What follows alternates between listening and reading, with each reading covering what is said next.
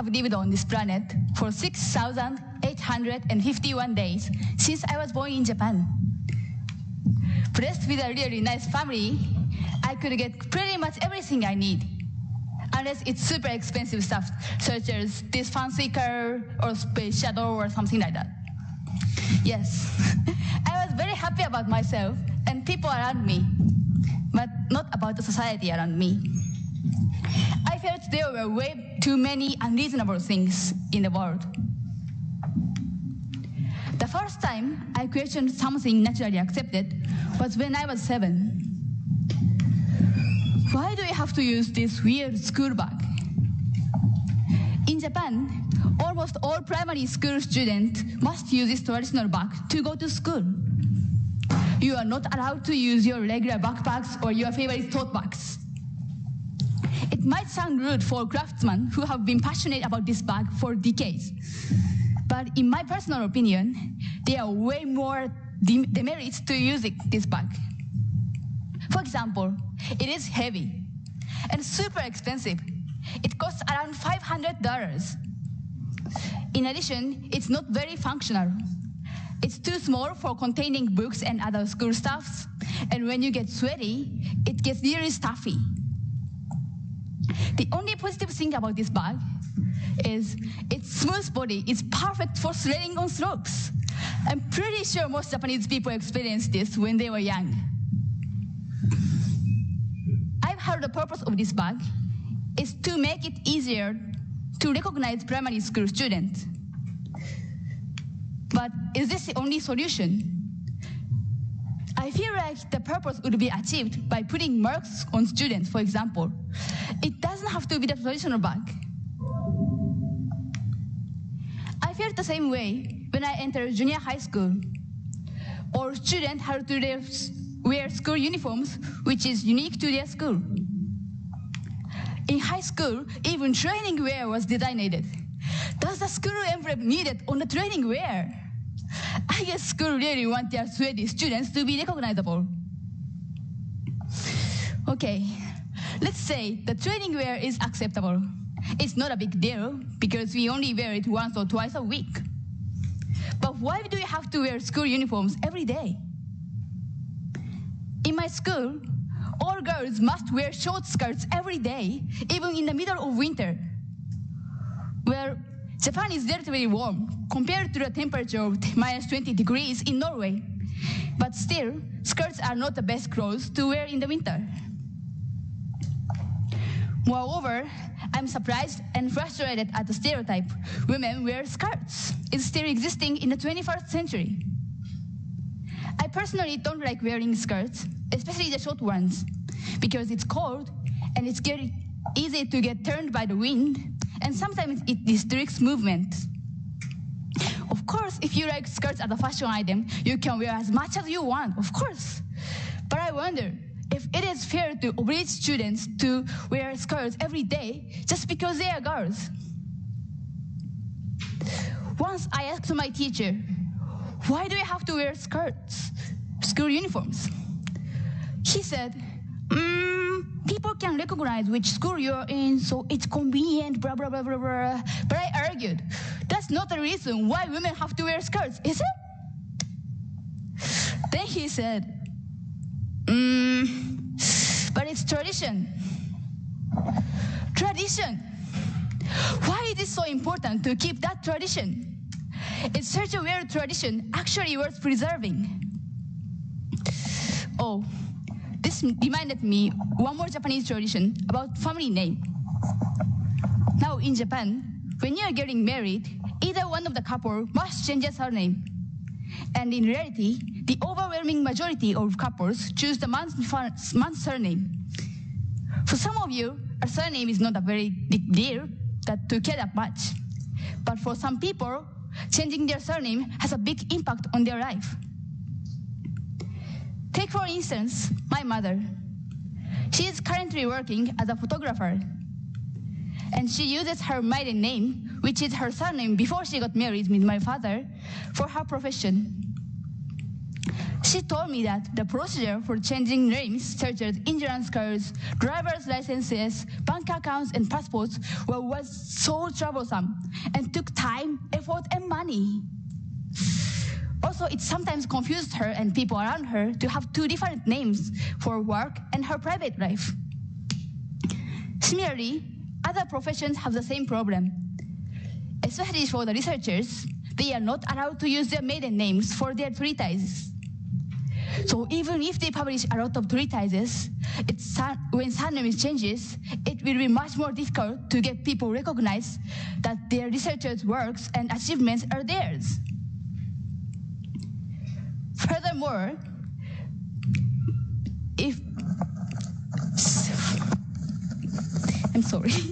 Furthermore, you can know whether a person is married or not, but just by looking at your surname. It sometimes makes people painful and uncomfortable, especially when divorcing. In the EU, marriage status is protected as privacy information. Imagine people can get your private information that you really want to hide super easily just by looking at your name. Isn't it uncomfortable? What I want to alert here is that even if people are aware of the problem, they don't take action to solve it. Also, there are numerous issues that people are not even aware of. It is because people are comfortable with their role, and no one is bothering to change it.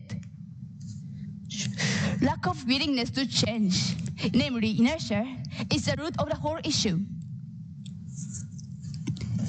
There are numbers of global issues that have not been penetrated in some culture. However, people living in cohort with their role and satisfied with their life have no doubt about their current situation, although some people desperately try to disseminate knowledge about the issue. To give an illustration of what I mean, let's look at my experience when I talked to one of my best friends after studying here at RCN for 5 months. I was so excited to see her, and we met up in front of our school. She ran to me exactly at the meeting time. Just right after we saw each other, she suddenly hugged me. What a dramatic reunion! But soon after, she took her body away from me and said, "Oh wow, I'm behaving like a lesbian." I was shocked. I thought she was a curious and caring person, checking current news regularly and having a critical viewpoint and thinking on everything she faces.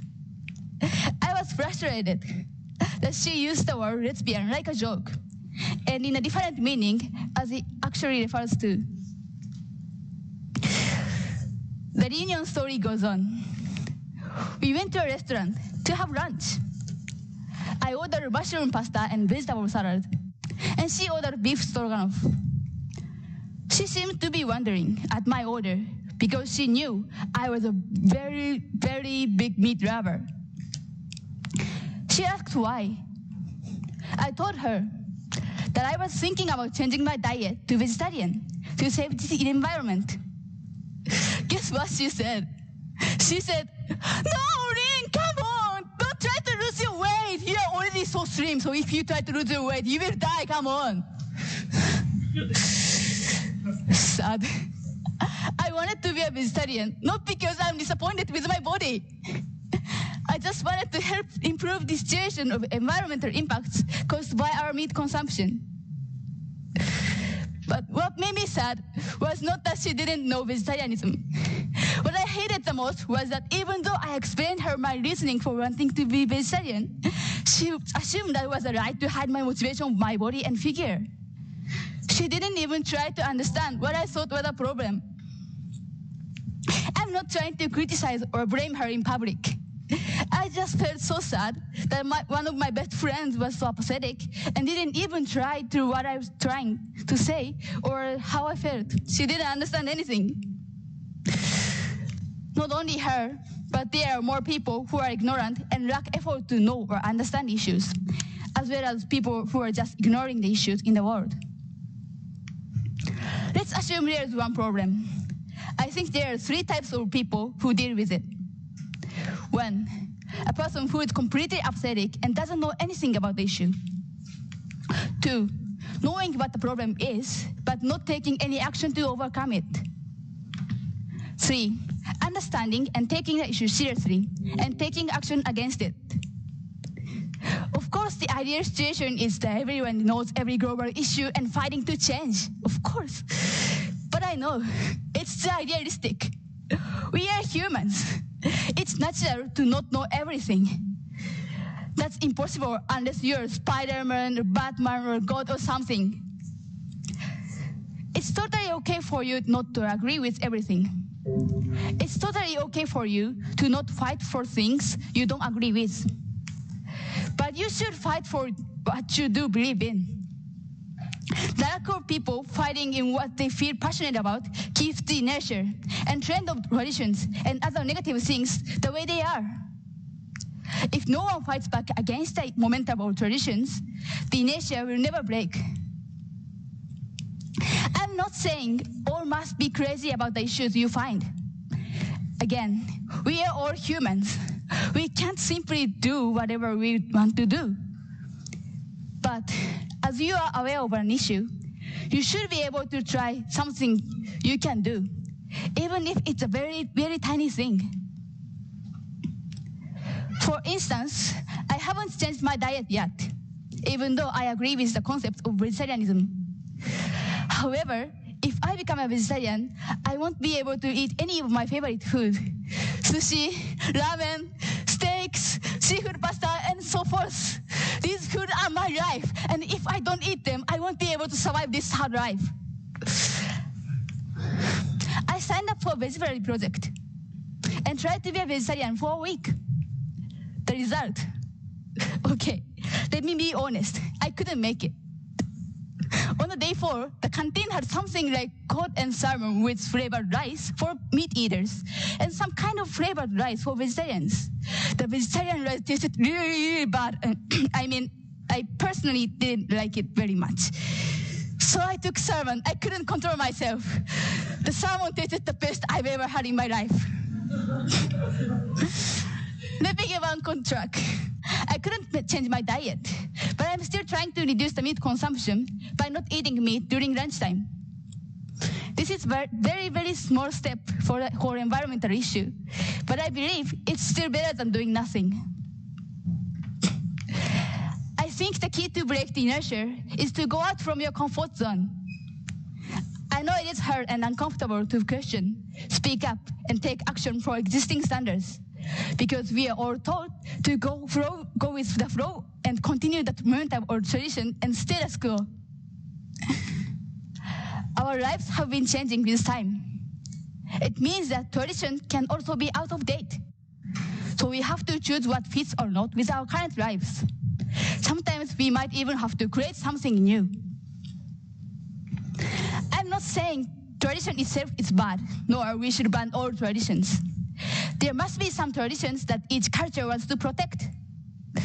However, it doesn't always result positively to just sticking to tradition without thinking if it is something you really want to live with. And even if you are happy with your life, look around. There may be someone in trouble because of what you enjoy. I hope someday we can create a society where everyone can spend their time comfortably. And it starts from each one of us, our courage to break the inertia. Some of you might have anxiety that something may change if you start something new. I'm also worried. If I start something new, that something I've never experienced will happen. But think, we are making changes in everyday life. Get up a little early to go to cantina for breakfast. Greet a person who you don't usually talk to. Change your hairstyle. Put on makeups. These are very, very tiny things. But the fact remains, you're making changes every day. There's nothing to be afraid of. So, start looking around carefully. Then, if you find something you want to change or something you're passionate about, don't hesitate to fight for them, as well as to share your thoughts with others. The only way we can break this momentum And to stop this inertia is to stand up and challenge the things that we clearly see are in desperate need of change. Thank you.